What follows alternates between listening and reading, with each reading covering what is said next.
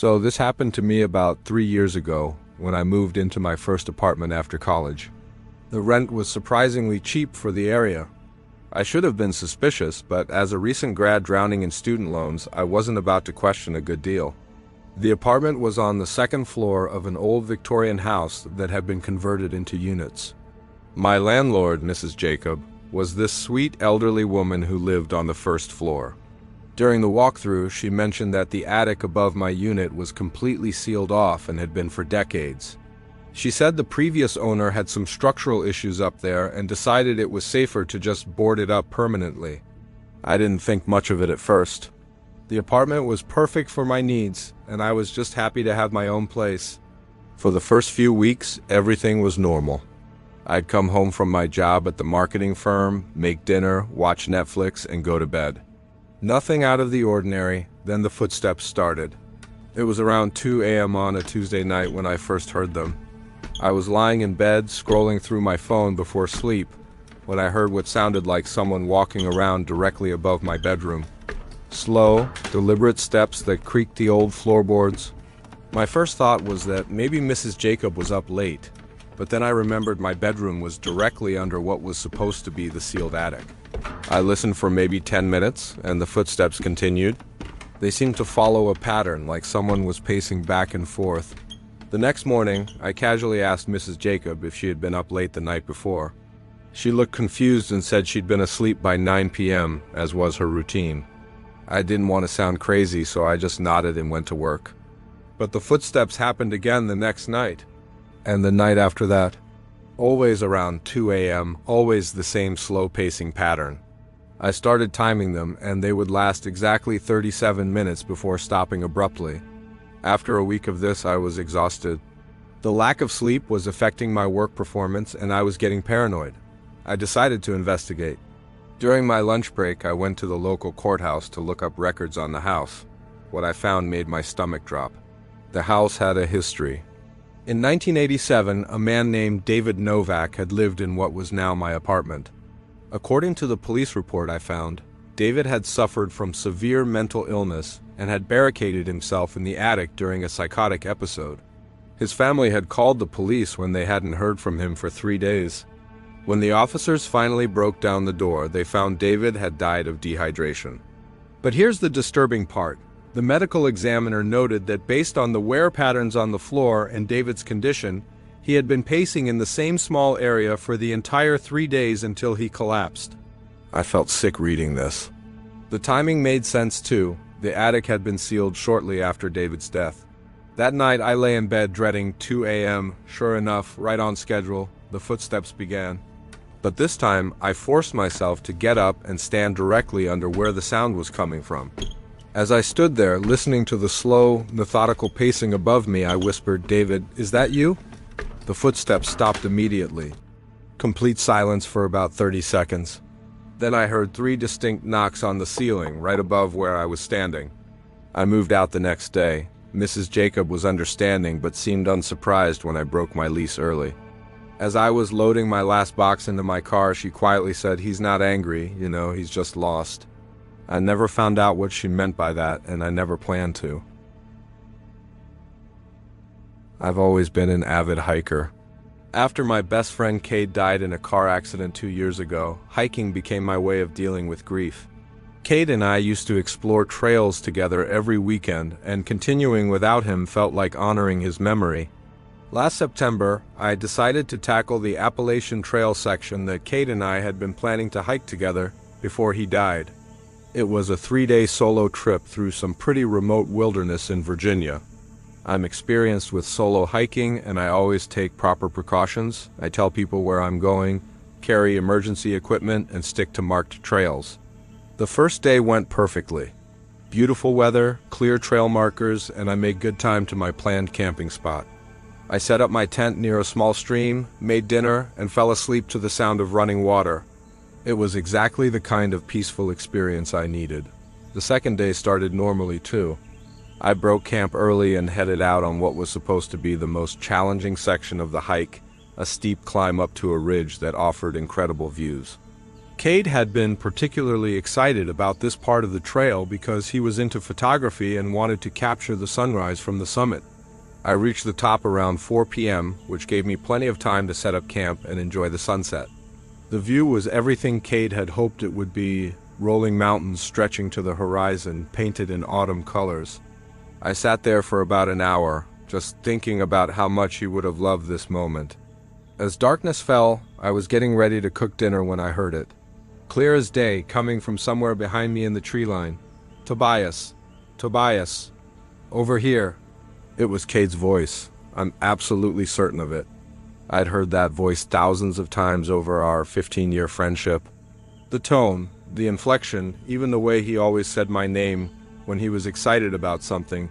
It was unmistakably him. I spun around, my heart hammering in my chest. "Cade?" I called back, even though I knew how impossible that was. "This way, Tobias. You have to see this." The voice seemed to be coming from deeper in the woods, off the marked trail. Every rational part of my brain was screaming that this was impossible, that grief was playing tricks on me. But the voice sounded so real, so present. I grabbed my flashlight and followed the voice into the trees.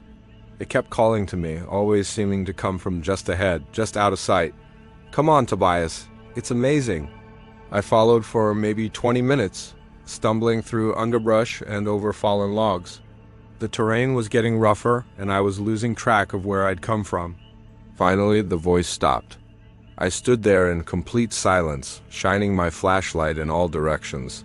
That's when the reality of my situation hit me. I was lost. In thick woods at night with no clear path back to my campsite.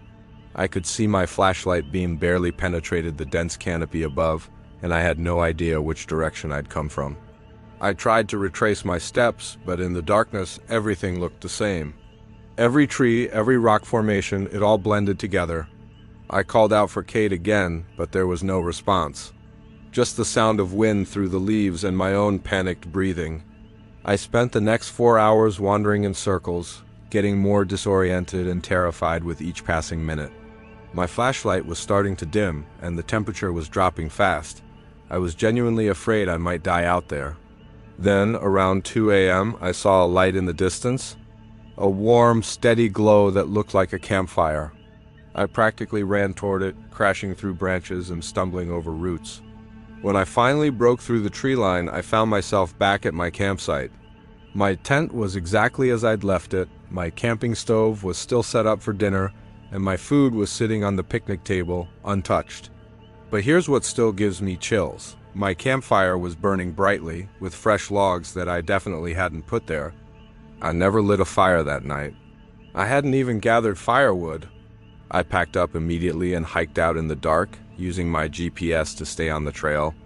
I didn't stop until I reached my car at the trailhead at sunrise.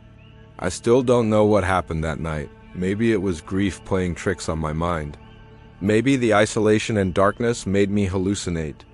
But I can't shake the feeling that Cade was trying to tell me something, or maybe trying to keep me with him. I haven't been back to that trail since. I travel for work pretty frequently, usually staying in hotels, but last March I decided to try Airbnb for a week-long conference in Portland. I found this cute little apartment in a residential neighborhood that was about half the price of the downtown hotels and had great reviews. The host, Neve, seemed friendly in her messages. She said she'd leave the key in a lockbox and that I should make myself at home. The apartment was on the ground floor of a duplex, and she lived upstairs with her boyfriend. When I arrived on Sunday night, everything seemed perfect. The place was clean, well decorated, and exactly as advertised. I settled in, ordered some takeout, and went to bed early to prepare for my conference the next day. Monday and Tuesday went smoothly. I'd leave in the morning for the conference, come back in the evening, and relax. Nevi texted me once to make sure everything was okay, and I told her it was great. Wednesday is when things started getting weird. I came back from the conference around 7 p.m. and noticed that the front door seemed harder to open than usual. The key turned, but I had to really push to get the door open, like something was blocking it from the inside. When I finally got in, I didn't see anything obvious that would cause the problem. Thursday morning, I woke up and went to leave for the conference, but the door wouldn't open at all. The handle turned, I could hear the lock mechanism working, but the door felt like it was sealed shut. I pulled and pushed with all my strength, but it wouldn't budge. I tried calling Nevi, but her phone went straight to voicemail. I knocked on the ceiling, thinking maybe she was upstairs and could help, but there was no response. Then I tried the back door that led to a small patio, but that was stuck too. Panic started setting in. I was supposed to be giving a presentation that morning, and I was trapped inside this apartment. I tried the windows next, but they were old and painted shut. Even worse, there were security bars on the outside that I hadn't noticed before. I called the conference organizers to explain I'd be late, then spent the next hour trying everything I could think of. I looked for tools, tried to remove the door hinges, even considered breaking a window despite the security bars. Around 10 a.m., I heard footsteps upstairs. Nevi was home. I pounded on the ceiling and shouted for help. The footsteps stopped for a moment, then continued walking around like nothing was happening. "Nevi!" I yelled. "I'm trapped down here." The doors won't open. The footsteps stopped again. Then I heard what sounded like furniture being moved around upstairs. I kept calling for help, but there was no response. This went on for about an hour. I could clearly hear someone moving around up there, but they were completely ignoring my calls for help. By noon, I was genuinely terrified. I started wondering if this was intentional. Maybe Nevi and her boyfriend were planning to keep me trapped for some reason. I'd heard stories about Airbnb scams, but nothing like this. I tried calling the police, but my cell service was suddenly terrible. I could barely get a signal, and calls kept dropping. The apartment's landline had been disconnected. Around 2 p.m., the footsteps upstairs stopped completely. The building went silent except for my own panicked breathing and heartbeat. That's when I decided to break the back window. I didn't care about property damage anymore. I just wanted out. I wrapped my laptop in a towel and smashed it against the glass. It took several hits, but finally the window shattered. The security bars were spaced just wide enough for me to squeeze through if I turned sideways. I cut myself pretty badly on the broken glass getting out, but I didn't care. I was free. Once I was outside, I looked back at the apartment. The front door was standing wide open, swaying slightly in the breeze. I walked around to check, and sure enough, it opened and closed normally now. I grabbed my stuff and got out of there immediately. I drove straight to a hotel and checked in for the rest of my stay. Later that evening, I got a text from Nevi asking how my stay was going and if I needed anything. I told her what happened, and she seemed genuinely confused. She said she'd been out of town since Tuesday visiting her sister and wouldn't be back until Friday. She had no idea what I was talking about. I checked the upstairs windows from outside the building before I left Portland. They were all dark, and there was a pile of mail by the upstairs door that looked like it had been accumulating for days. I still don't know who or what was keeping me trapped in that apartment or who was walking around upstairs that day. I work late shifts at a downtown restaurant, so I rely on rideshare apps to get home safely. Usually it's fine, but what happened last December still makes me paranoid about getting into cars at night. It was a Friday around 1:30 a.m. and I just finished closing the restaurant. It had been a particularly busy night because of holiday parties, and I was exhausted. I ordered an Uber to take me home to my apartment about 15 minutes away. The app said my driver was named Stanisław, driving a gray Honda Civic license plate starting with 7B.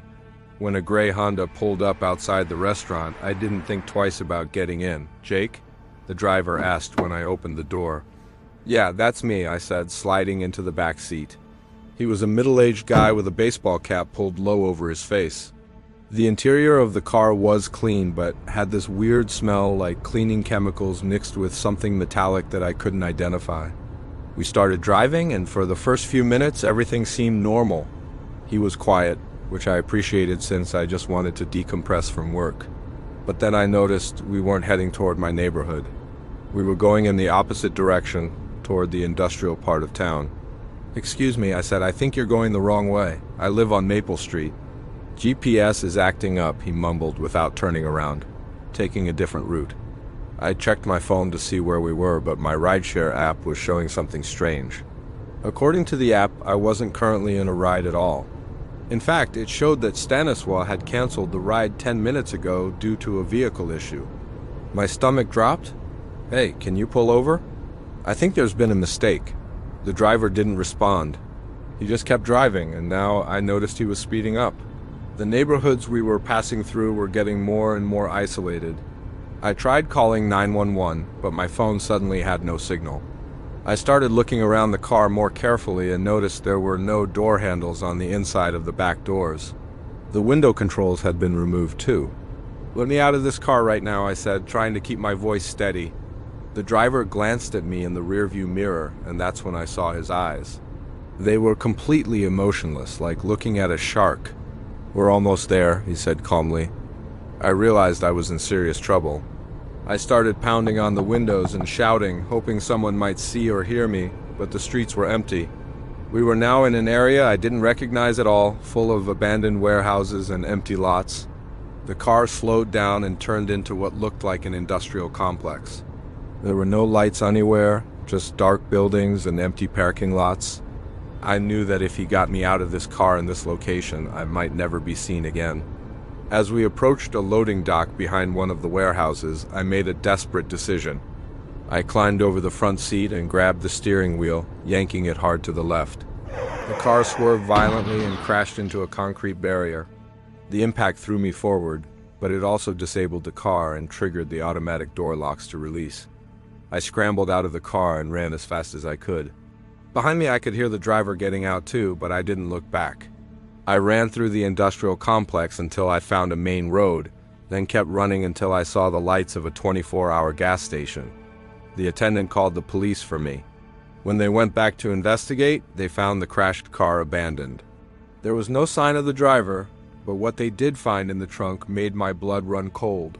Zip ties, duct tape, a shovel, and a plastic tarp. The police told me I wasn't the first person to report something like this. There had been 3 other cases in the past 6 months of people getting picked up by fake rideshare drivers. One of those people was never found. They never caught the guy. The car was stolen and there were no fingerprints. I still take rideshares, but now I obsessively check the license plate, driver photo, and car make and model before I get in. And I always sit behind the driver where I can see his hands. Sometimes I wonder what would have happened if I hadn't crashed that car. I try not to think about it too much. I took a job as a night janitor at Roosevelt Community College while I was working on my graduate degree. The pay wasn't great, but it was perfect for my schedule since I could work from 10 p.m. to 6 a.m. and still attend classes during the day. Plus, the quiet campus environment was actually pretty peaceful for studying during my breaks. The job was straightforward: clean classrooms, empty trash, mop floors, basic maintenance stuff. Most of the buildings were unlocked, but there were a few areas that stayed locked at night for security reasons. One of these was room 237 in the science building.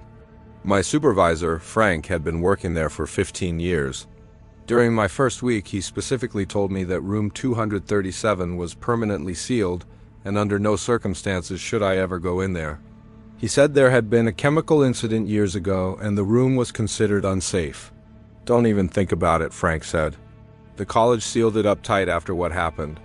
There's nothing in there but old equipment and contaminated materials." The room was at the end of a hallway on the 2nd floor.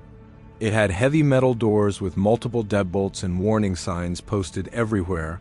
Authorized personnel only, hazardous materials, do not enter. The windows were covered with metal sheeting from the outside. For my first month on the job, I barely thought about room 237. I had plenty of other work to keep me busy, and honestly, the idea of a contaminated room didn't make me curious to explore.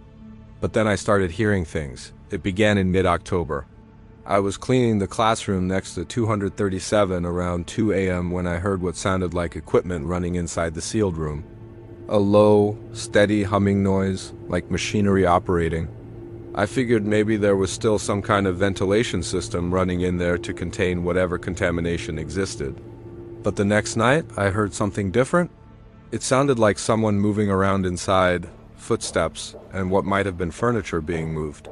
I mentioned it to Frank the next day, but he just shrugged it off. "Old building makes all kinds of noises," he said. pipes, settling, you know how it is. But the sounds continued and they were getting more distinct.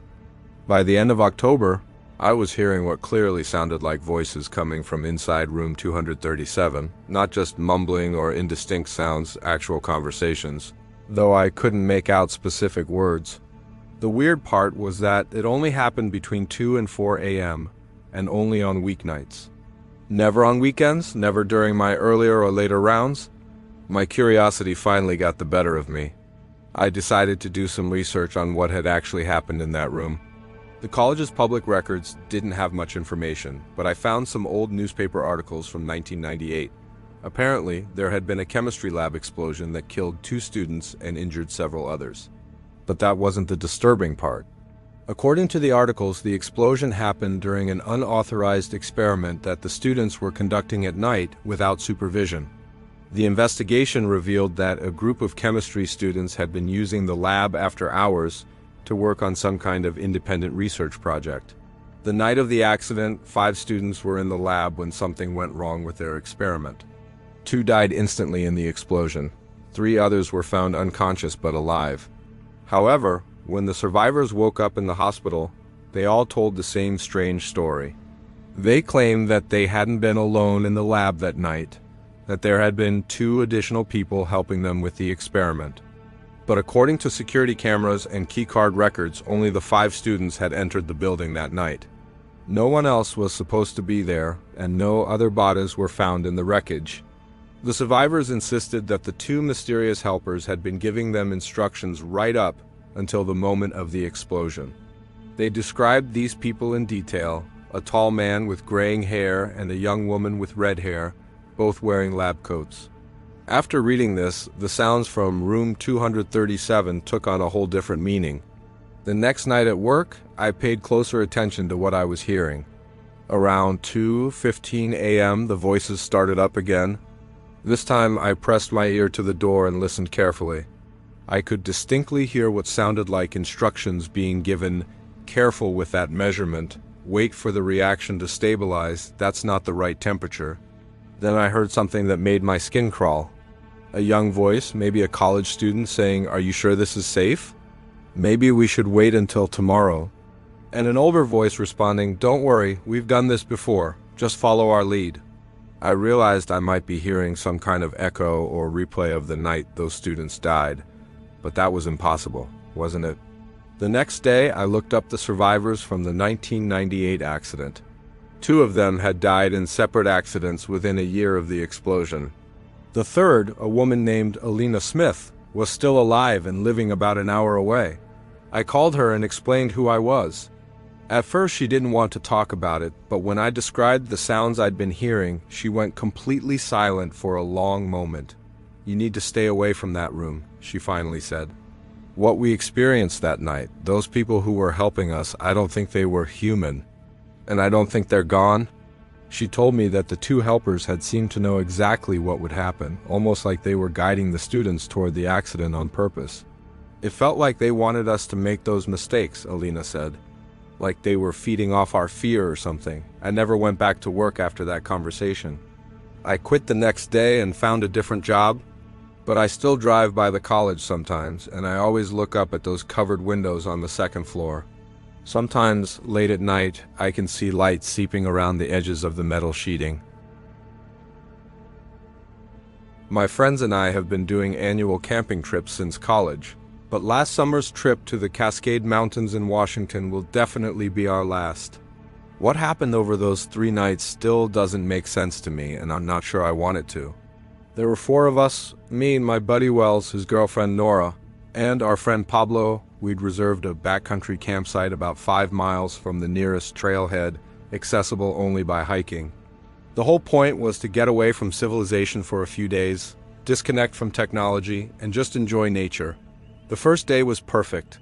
We hiked, and during the afternoon set up our tents and spent the evening around a campfire sharing stories and catching up. The campsite was in a small clearing surrounded by dense forest with a stream running nearby. It felt like paradise. We turned in around 11 p.m. with Nora and Wells sharing one tent, Pablo in another, and me in my solo tent. I've always been a light sleeper when camping, so I usually wake up several times during the night at various forest sounds. That first night was no different. I heard the usual owls rustling in the underbrush and the stream gurgling nearby. But around 3 a.m., I heard something that made me freeze inside my sleeping bag. Footsteps, slow, deliberate footsteps circling our campsite. At first, I thought maybe one of my friends had gotten up to use the bathroom or tend to the fire. But as I listened more carefully, I realized the footsteps were too quiet and careful to be human. They had a strange rhythm, like someone trying very hard not to be heard. I unzipped my tent flap slightly and peered out. The campfire had died down to just glowing coals, casting very little light. I couldn't see anything moving, but I could definitely hear the footsteps continuing their slow circle around our camp. Then I saw them, eyes, about 4 feet off the ground, reflecting the dim firelight like mirrors, but they weren't the eyes of any animal I recognized. They were too large, too bright, and there were too many of them. I counted at least 6 pairs of eyes spaced around the perimeter of our campsite. They seemed to be attached to figures that stayed just outside the ring of firelight, but I could make out vague shapes, tall, thin silhouettes that didn't move like any animal I'd ever seen. The eyes just watched us.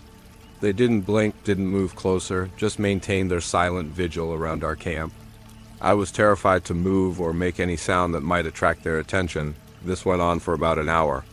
The eyes would occasionally shift position, always staying the same distance from our tents, but never leaving. Finally, around 4 a.m., they simply disappeared. One moment they were there, the next moment the forest was empty again. I didn't sleep for the rest of the night. When morning came, I immediately told the others what I'd seen. Wells thought maybe I'd dreamed it or seen ordinary forest animals, but Pablo seemed more concerned. I heard the footsteps too, he admitted. I thought it was a bear or something, so I stayed quiet in my tent. Nora said she'd slept through everything, but Wells had also heard strange sounds during the night. We decided to check around the campsite for tracks or other evidence. What we found made everyone nervous. There were indeed footprints in the soft dirt around our camp, but they were unlike anything we'd seen before. They were human-sized but elongated, with what looked like claw marks at the front. The prints formed a perfect circle around our campsite, always staying about 20 feet away from our tents. Despite the weird night, we decided to stay for the second night as planned. We'd come a long way for this trip, and we convinced ourselves that whatever we'd encountered was probably harmless since it hadn't approached our camp. That was a mistake. The second night, the eyes returned. This time they appeared earlier, around midnight, and there were more of them. I counted at least 10 pairs, and they seemed bolder. They were closer to our tents, maybe 15 feet away instead of 20. But the really terrifying part was that this time, we could hear sounds coming from the figures behind the eyes. Low, rhythmic sounds that might have been breathing or chanting or some kind of communication we couldn't understand. Around 2 a.m., one of the figures stepped into the dying firelight. I've never seen anything like it. It was definitely humanoid but wrong in every way. Too tall, too thin, with arms that hung down past where its knees should be. Its skin looked gray or pale in the firelight, and its face, I try not to think about its face, it didn't have normal features. Where there should have been a nose and mouth, there was just smooth skin with those massive, glowing eyes. It tilted its head as it looked at our tents, like it was studying us. Nora saw it too and started crying quietly in her tent. Wells was whispering prayers under his breath. Pablo was completely silent, but I could hear his rapid breathing from his tent next to mine. The figure stood there for maybe 10 minutes, just watching us. Then it made a sound, a low, warbling call that was answered by similar calls from all around our campsite, as if they were communicating about us. Finally, it stepped back into the darkness, and all the eyes disappeared again. None of us slept that night. We just lay in our tents, listening and waiting for dawn. The third night, we almost packed up and left. We probably should have. But we were supposed to be picked up by Wells's brother the next morning, and hiking out in the dark seemed more dangerous than staying put. The eyes appeared again, but this time they were different. Instead of staying at the perimeter, they began moving closer. Slowly, incrementally, but definitely approaching our camp. By 1 a.m., they were close enough that we could hear breathing.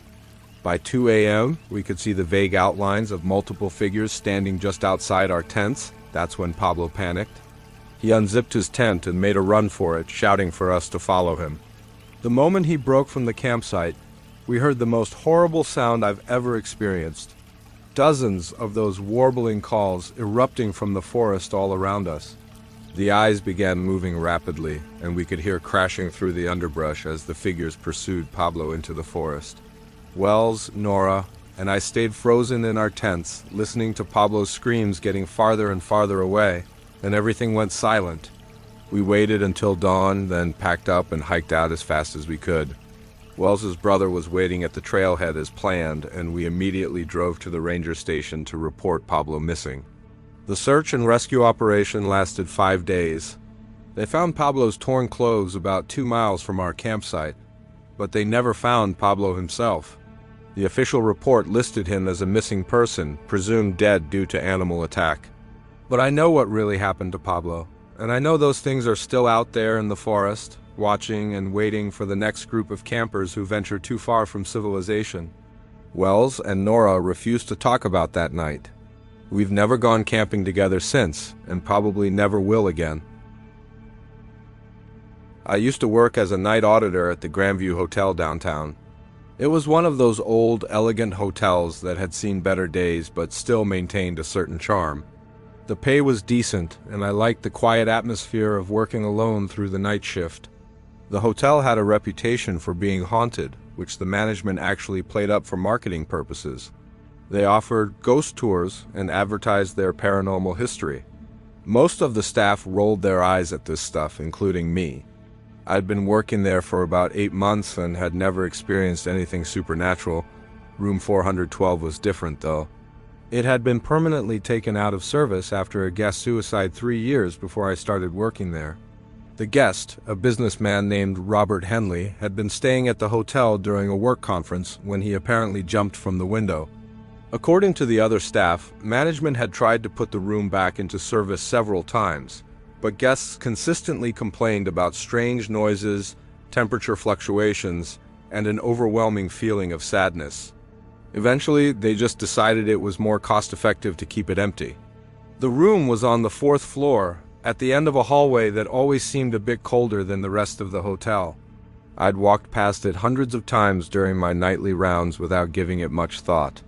Then, in February of last year, the phone calls started. It was around 2:30 a.m. on a Tuesday when the front desk phone rang. This wasn't unusual. Sometimes guests called down for room service, extra towels, or to report maintenance issues. "Grandview Hotel, how can I help you?" I answered. There was silence on the line for a few seconds, then a man's voice said, "I can't get out." "I'm sorry, sir. Can you repeat that? Are you locked in your room?" "I can't get out," the voice said again, sounding distressed. "The door won't open. What room are you in, sir?" "I can send someone up to help you." The line went dead. I checked the caller ID system, which showed what room internal calls came from. The call had originated from room 412. That was impossible. Room 412 didn't have any guests, and the phone should have been disconnected. I figured there must be some kind of technical glitch with the phone system. The next night it happened again. Same time, same voice, same message. "I can't get out." This time I asked, "Sir, are you calling from room 412? "Yes," the voice replied. "I've been trying to leave, but the door won't open. Can you help me?" I explained that room 412 was not occupied and suggested there might be a problem with the phone system, but the caller seemed confused by this information. "I'm standing right here in the room," he said. I checked in this afternoon for the business conference. The line went dead again. I was starting to get seriously creeped out, but I figured I should investigate. I took the master key and went up to the 4th floor. The hallway was empty and quiet, just as it always was. When I reached room 412, I could see that the door was locked and the "Do Not Disturb" sign was still hanging on the handle where it had been for months. I unlocked the door and looked inside. The room was empty, just as expected. The furniture was covered with dust sheets, and there was no sign that anyone had been there recently. The phone was sitting on the nightstand, disconnected from the wall jack, but the room felt wrong somehow. The temperature was noticeably colder than the hallway, and there was a heavy, oppressive feeling in the air that made me want to leave immediately. I checked the phone connections to see if there was some kind of short or crossed wire that might explain the calls. Everything looked normal, but I unplugged the phone entirely just to be safe. The calls continued anyway. Over the next 2 weeks, I received the same call almost every night. Always around 2:30 a.m., always the same voice asking for help getting out of room 412. I started dreading that time of night. The caller was becoming more agitated and desperate with each call. He would plead with me to come help him, saying he had been trapped for days and needed to get back to his family. I researched Robert Henley, the man who had died in room 412. The newspaper articles described him as a 45-year-old sales manager who had been attending a conference at the hotel. According to the reports, he had seemed normal and upbeat during the day, attending meetings and networking events. But that evening, he had called the front desk multiple times complaining that his room door was jammed and he couldn't get out. The night auditor at the time had gone up to check on him twice, but both times found that the door opened normally. The final call came around 3 a.m., with Henley sounding increasingly panicked and claiming he had been trapped for hours. When the staff member went to check on him again, he found the door standing open and the window broken. Henley's body was found on the sidewalk below. The thing that made me sick was reading the exact transcript of Henley's final call to the front desk. "I can't get out. I've been trying to leave, but the door won't open. Can you help me?" The same words I'd been hearing every night. I tried to rationalize it. Maybe it was some kind of recording somehow getting played through the phone system. Maybe someone was playing an elaborate prank. But deep down, I knew what was really happening. 3 weeks after the calls started, I received the final one. This time, the caller sounded different, resigned, almost peaceful. "I understand now," the voice said. "I'm not supposed to leave, Mr. Henley?" I asked, finally saying his name. There was a long pause. Then, "Thank you for trying to help me. I know where I need to go now." The line went dead, and I never received another call from room 412. I quit the hotel a month later. I couldn't handle working in a place where I knew a trapped soul had been trying to reach out for help. The new night auditor told me later that the calls had stopped completely after my last conversation with whatever was calling from that room. I still wonder sometimes if Robert Henley found peace, or if he's still wandering those hotel hallways looking for a way out. This started happening about 6 months ago, and I still don't have an explanation for it. Every Wednesday night, exactly at 11:47 p.m., someone knocks on my apartment door. But it's not normal knocking. It's accompanied by this strange static sound, like a radio that's not quite tuned to the right frequency. I live alone in a third-floor apartment in an old building downtown. It's not the kind of place where people just drop by randomly, especially not late at night. Most of my neighbors are elderly or working professionals who keep to themselves. The first time it happened, I was watching Netflix and getting ready for bed when I heard the knocking. 3 deliberate knocks, followed by static that seemed to come from right outside my door. I looked through the peephole, but the hallway was empty. I figured maybe it was some kind of electrical interference with the building's intercom system, or maybe one of my neighbors had a faulty radio. I didn't think much of it. But the next Wednesday, it happened again. Same time, same pattern, 3 knocks followed by about 30 seconds of static. This time I opened the door immediately, but the hallway was still empty. The static sound seemed to fade away as soon as I opened the door. By the 3rd week, I was starting to pay attention. I set up my phone to record the sounds, and I positioned myself right by the door at 11:45 p.m. to catch whatever was happening. At exactly 11:47, the knocking started. 3 measured knocks that seemed to come from directly in front of my door. Then the static began, a harsh, crackling sound that filled the hallway. But this time, I could hear something else mixed in with the static, voices, faint and distorted, but definitely human voices. I pressed my ear to the door and listened carefully. The voices seemed to be having a conversation, but I couldn't make out specific words. It was like listening to people talking in the next room through a thick wall. After about a minute, everything went silent. I immediately opened the door, but once again, there was no one there. I started asking my neighbors if they'd heard anything strange on Wednesday nights, Mrs. Benson, who lives across the hall, said she'd noticed some kind of disturbance but thought it was coming from my apartment. The guy upstairs said he'd heard static sounds but assumed it was interference from his radio. Nobody else seemed to be experiencing the knocking specifically at their door. I decided to stay up and watch the hallway through my peephole the next Wednesday. I positioned myself there at 11:30 and waited. At 11:47 I was watching when the knocking started. I could see the door vibrating slightly with each knock, but there was absolutely no one in the hallway. The static started immediately after, and this time I could see something strange. The air in front of my door seemed to shimmer slightly, like heat waves rising from pavement. The voices in the static were clearer this time. I could make out fragments of conversation. "Can't find the way, been trying for so long. She lives here now." That last phrase made my blood run cold. It sounded like someone was talking about me. I started doing research on my apartment building's history. What I found was disturbing. In 1987, there had been a fire on the third floor that killed 2 residents. The fire had started in what was now my apartment, caused by faulty electrical wiring. The victims were a young couple named Silas and Lisa Ronan. According to the fire report, they had tried to escape through the front door of their apartment but were overcome by smoke in the hallway. Their bodies were found right outside the door, exactly where I now heard the knocking and static. The report mentioned that the electrical fire had caused significant interference with radio and television signals throughout the building during the incident. I realized that the static I was hearing might be some kind of echo of the electrical disturbance from the night of the fire. But that didn't explain the voices or why it was happening on a specific schedule. I decided to try communicating with whatever was causing the phenomenon. The next Wednesday night, I waited by the door with a notebook and pen. When the knocking started, I knocked back 3 times. The static began immediately, but this time the voices seemed more agitated. "Someone's there. Can she hear us? We need help."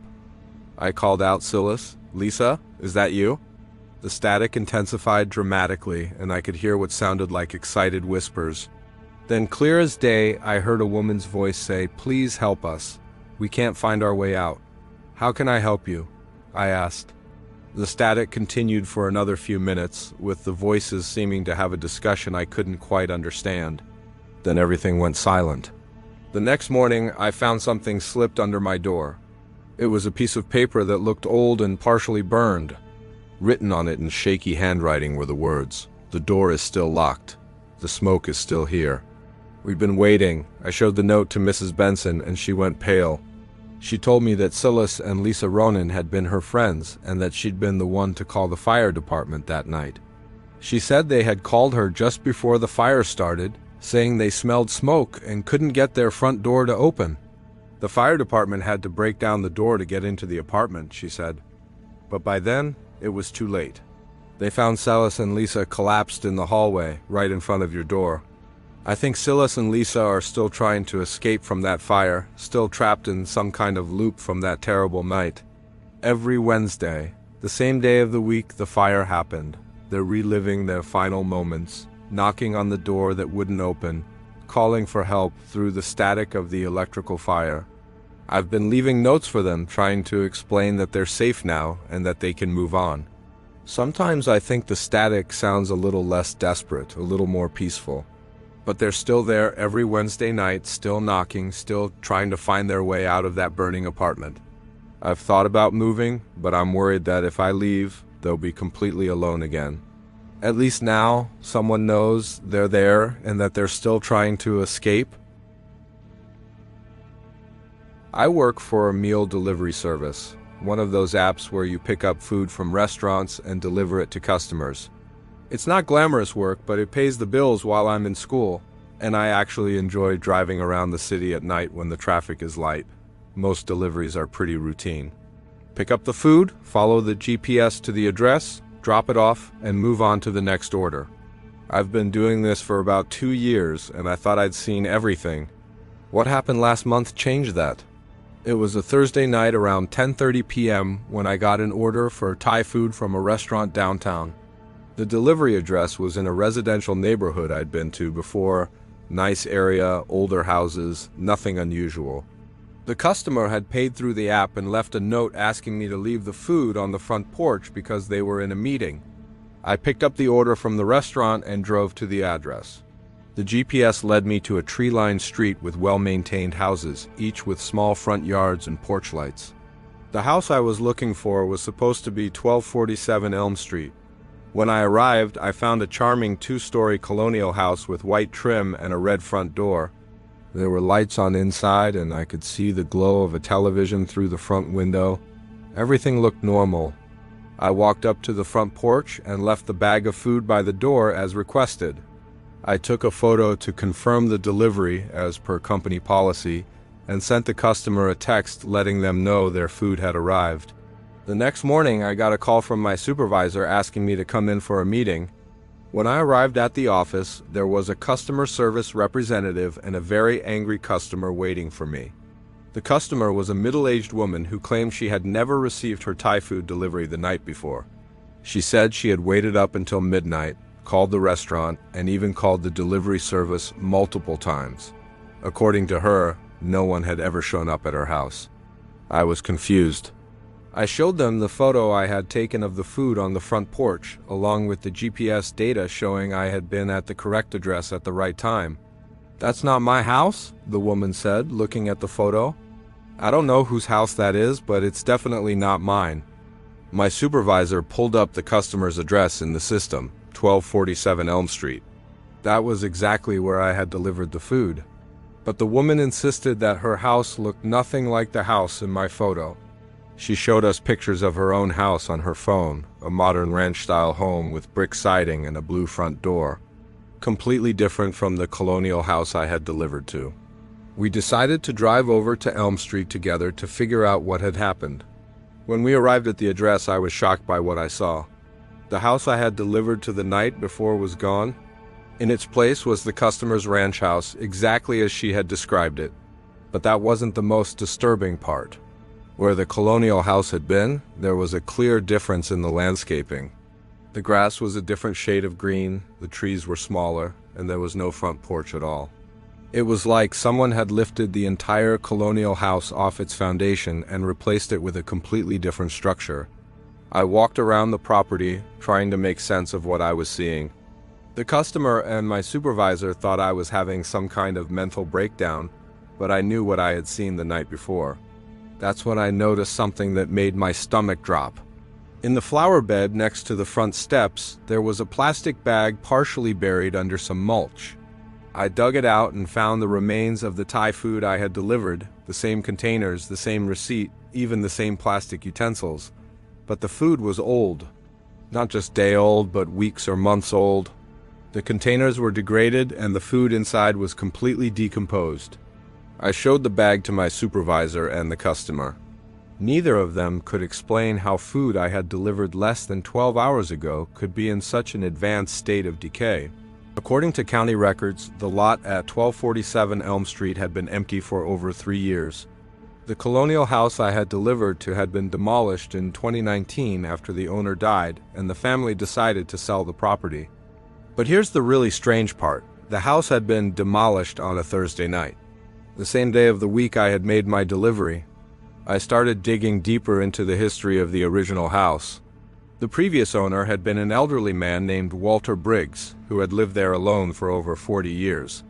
According to neighbors I spoke with, Walter had been something of a recluse in his final years, rarely leaving the house and having all his food delivered.